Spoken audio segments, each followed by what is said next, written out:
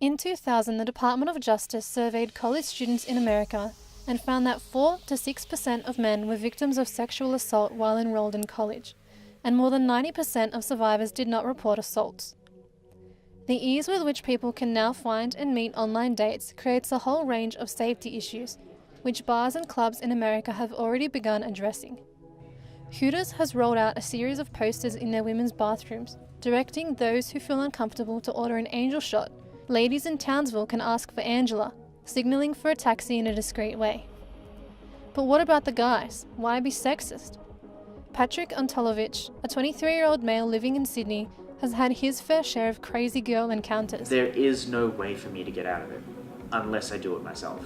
I do believe the excuse I used was my mother has dislocated her kneecap. I need to go to Parramatta. In these particular spots, it was far away enough that I had to get going immediately. And it sounds ridiculous enough that it has that sort of reverse psychology in the sense that, okay, sure, I need to get going because of something weird that's happened. It sounds like an excuse, but if I play it right, they're going to realize that it sounds so ridiculous that it's not going to be an excuse. If you actually go up to a guy and talk to them about that, they will have a story like this. What is not normal, however, is a toxically masculine stereotype that says men are only meant to be physically strong and cannot express any meaningful emotions.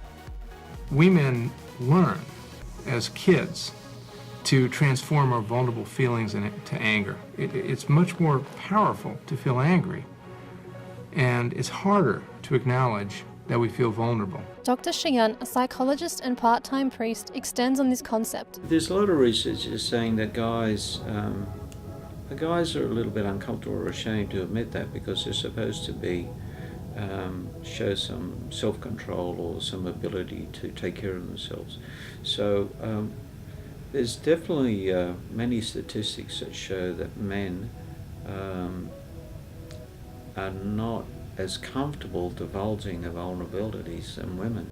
Author and photographer Laura Dodsworth is releasing a book this month titled Manhood, the Bare Reality. In it, she photographs and interviews 100 men, stripping them bare, both literally and figuratively, to explore possibly the most determining factor of masculinity.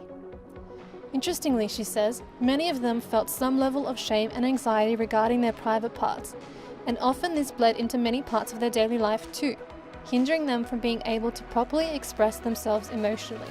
You're only masculine if there's feminine. There's only feminine if there's masculinity. In other words, the two go together in a very funny way.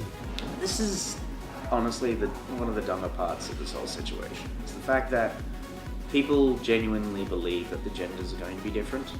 The whole point of me even bothering to talk about this at all is the hope that other guys will come forward and say, oh yeah, that's happened to me. Because the less people we have that are afraid of it, the more willing we are to talk about it, and moreover, the more willing we are to talk about it in a more honest setting.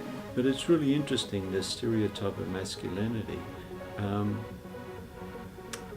It's more recently it's going through probably a crisis because society is changing. As a society, we just need to communicate more, understand that this actually happens, and stop shaming people for being weak. Because frankly, no one really is.